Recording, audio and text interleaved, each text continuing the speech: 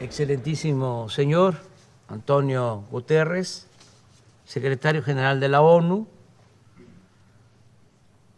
miembros permanentes de este Consejo de Seguridad de la ONU, miembros no permanentes, señoras y señores. No vengo a hablar de seguridad como sinónimo de poderío militar, ni como argumento para el empleo de la fuerza contra nadie. En cambio, mi planteamiento se basa en lo que postuló ese titán de las libertades, según Pablo Neruda, que fue el presidente Franklin Delano Roosevelt cuando se creó la Organización de las Naciones Unidas. El derecho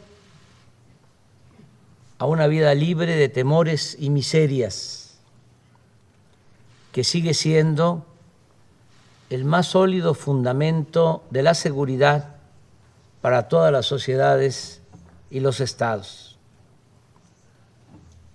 El principal obstáculo para el ejercicio de ese derecho es la corrupción en todas sus expresiones.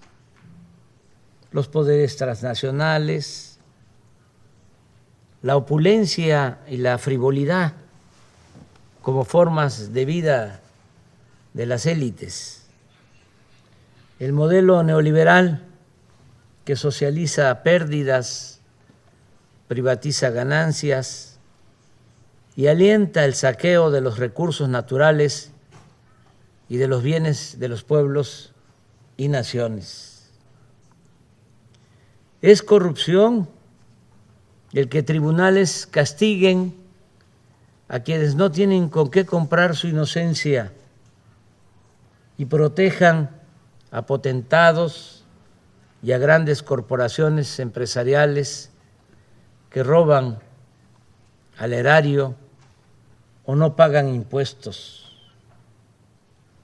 Es corrupción la impunidad de quienes solapan y esconden fondos ilícitos en paraísos fiscales. Y es corrupción también la usura que practican accionistas y administradores de los llamados fondos buitres, sin perder siquiera su respetabilidad. Sería hipócrita ignorar que el principal problema del planeta es la corrupción en todas sus dimensiones: la política, la moral, la económica, la legal, la fiscal y la financiera.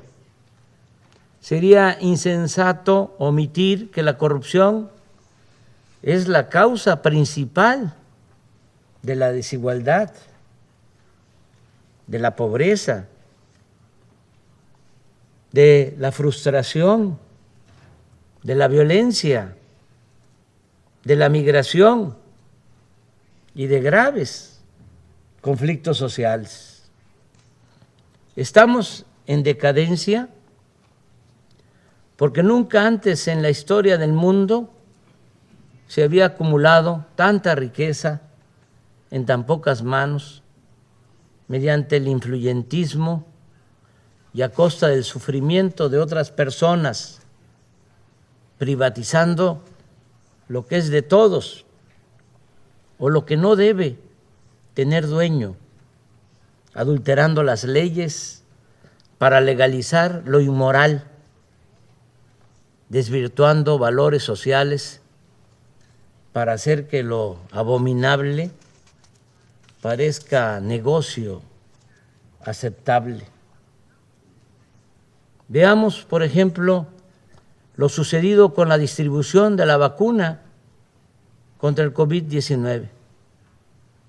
Mientras las farmacéuticas privadas han vendido el 94% de las vacunas, el mecanismo COVAX, creado por la ONU para países pobres, apenas ha distribuido el 6%.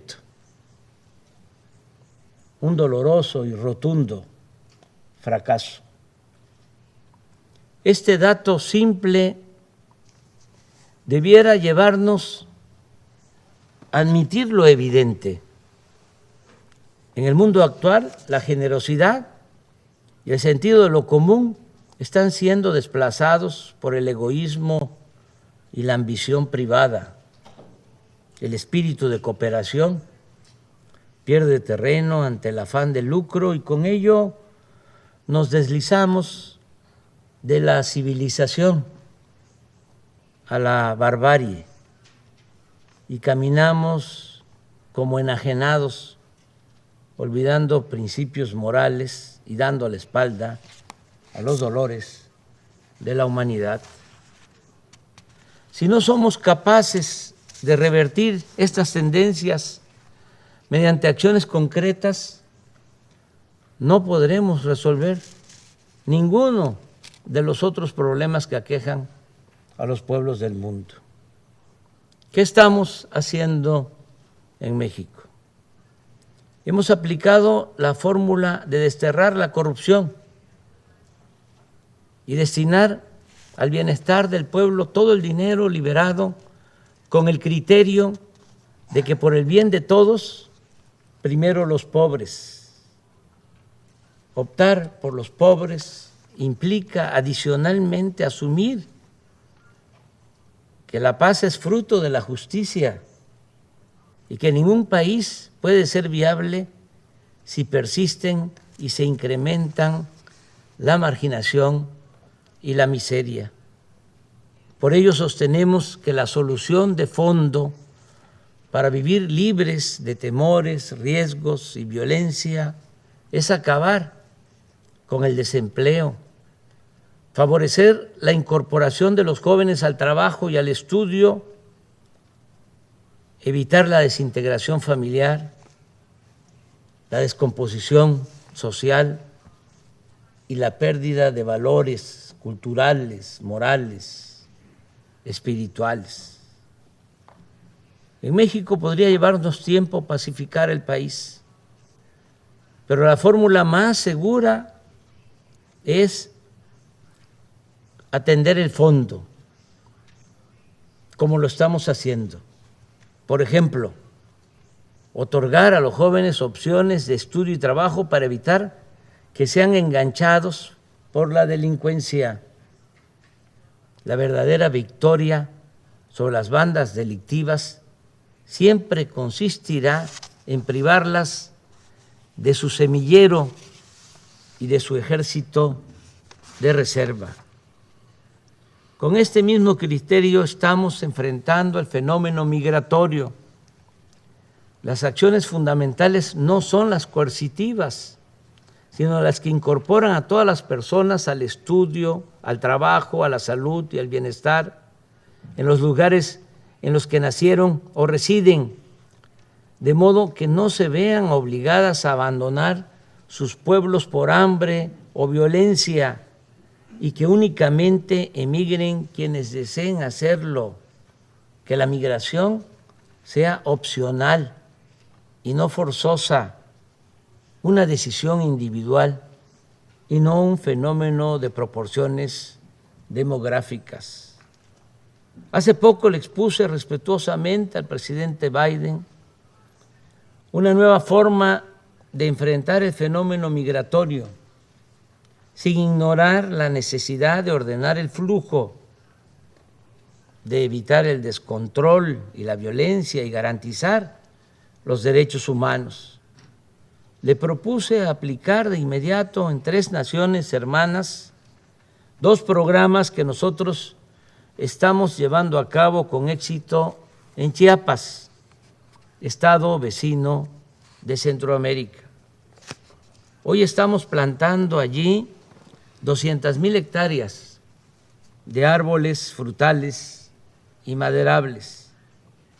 Y ese programa da trabajo a 80,000 sembradores, Asimismo, en esa entidad del sureste mexicano trabajan como aprendices 30,000 jóvenes que reciben un salario mínimo para capacitarse en talleres, empresas y otras actividades productivas y sociales.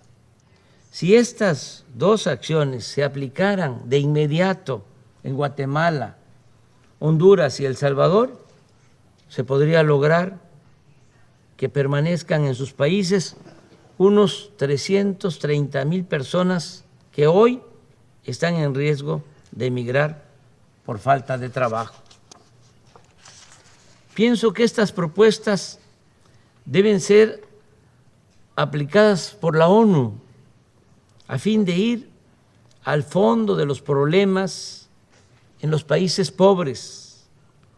Es necesario que el más relevante organismo de la comunidad internacional despierte de su letargo y salga de la rutina, del formalismo, que se reforme y que denuncie, combata la corrupción en el mundo, que luche contra la desigualdad y el malestar social que cunden en el planeta, con más decisión, profundidad, con más protagonismo, con más liderazgo. Nunca en la historia de esta organización se ha hecho algo realmente sustancial en beneficio de los pobres. Pero nunca es tarde para hacer justicia. Hoy es tiempo de actuar contra la marginación, atendiendo las causas y no solo las consecuencias. A tono con esta idea, en los próximos días la representación de México propondrá a la Asamblea General de las Naciones Unidas un plan mundial de fraternidad y bienestar. El objetivo es garantizar el derecho a una vida digna a 750 millones de personas que sobreviven con menos de $2 diarios. La propuesta de México para establecer el Estado Mundial de Fraternidad y Bienestar se puede financiar con un fondo procedente de al menos 3 fuentes: el cobro de una contribución voluntaria anual del 4% de sus fortunas a las 1,000 personas más ricas del planeta, una aportación similar por parte de las 1,000 corporaciones privadas más importantes por su valor en el mercado mundial, y una cooperación del 0.2% del PIB de cada uno de los países integrantes del Grupo de los 20. De cumplirse esta meta de ingresos, el fondo podría disponer anualmente de alrededor de $1 billón. En su informe anual, la ONU podría destinar un día para otorgar reconocimientos o certificados de solidaridad a personas, corporaciones y gobiernos que destaquen por su vocación humanitaria, ayudando a financiar el Plan Mundial de Fraternidad y Bienestar. Los recursos de este fondo deben llegar a los beneficiarios de manera directa, sin intermediación alguna, porque cuando se entregan fondos supuestamente para ayudar a los pobres, a organizaciones no gubernamentales, de la sociedad civil o a otro tipo de organizaciones, no quiero generalizar, pero en muchos casos ese dinero se queda en aparatos burocráticos, en pagar oficinas de lujo, en mantener asesores, o se desvía y termina por no llegar a los beneficiarios. Por eso, repito, los recursos de este fondo deben llegar a los beneficiarios de manera directa, sin intermediación alguna, mediante una tarjeta o un monedero electrónico personalizado. El Banco Mundial y el Fondo Monetario Internacional podrían colaborar en la creación de la estructura requerida y desde el año próximo hacer un censo de los más pobres del mundo y una vez definida la población objetivo en cada país, comenzar a dispersar los recursos para el otorgamiento de pensiones a adultos mayores, a niñas y niños con discapacidad, becas a estudiantes, apoyos a sembradores y a jóvenes que trabajen como aprendices en actividades productivas, así como hacer llegar vacunas y medicamentos gratuitos. No creo, lo digo con sinceridad, que alguno de los miembros permanentes de este Consejo de Seguridad se oponga a nuestra propuesta, pues esta no se refiere a armas nucleares o invasiones militares, ni pone en riesgo la seguridad de ningún Estado. Por el contrario, busca construir estabilidad y paz por medio de la solidaridad con quienes más necesitan de nuestro apoyo. Estoy seguro que todas y todos, ricos y pobres, donantes y beneficiarios, vamos a estar más tranquilos con nuestra conciencia y viviremos con mayor fortaleza moral. Aquí recuerdo lo que sostenía Adam Smith: por más egoísta que quiera suponerse al hombre, evidentemente hay algunos elementos en su naturaleza que lo hace interesarse en la suerte de los otros, de tal modo que la felicidad de estos le es necesaria, aunque de ello nada obtenga, a no ser el placer de presenciarla. Con otras palabras, solo siendo buenos podemos ser dichosos. Y nunca olvidemos que es un deber colectivo de las naciones ofrecer a cada una de sus hijas e hijos el derecho a la alimentación, la salud, la educación, el trabajo, la seguridad social, el deporte y la recreación. Cierro recordando a dos patriotas y libertadores de nuestra América, José María Morelos y Pavón, siervo de la nación mexicana, que hace poco más de 2 siglos demandaba que se modere la indigencia y la opulencia. Y casi al mismo tiempo, Simón Bolívar aseguraba que el sistema de gobierno más perfecto es aquel que produce mayor suma de felicidad posible, mayor suma de seguridad social y mayor suma de estabilidad política.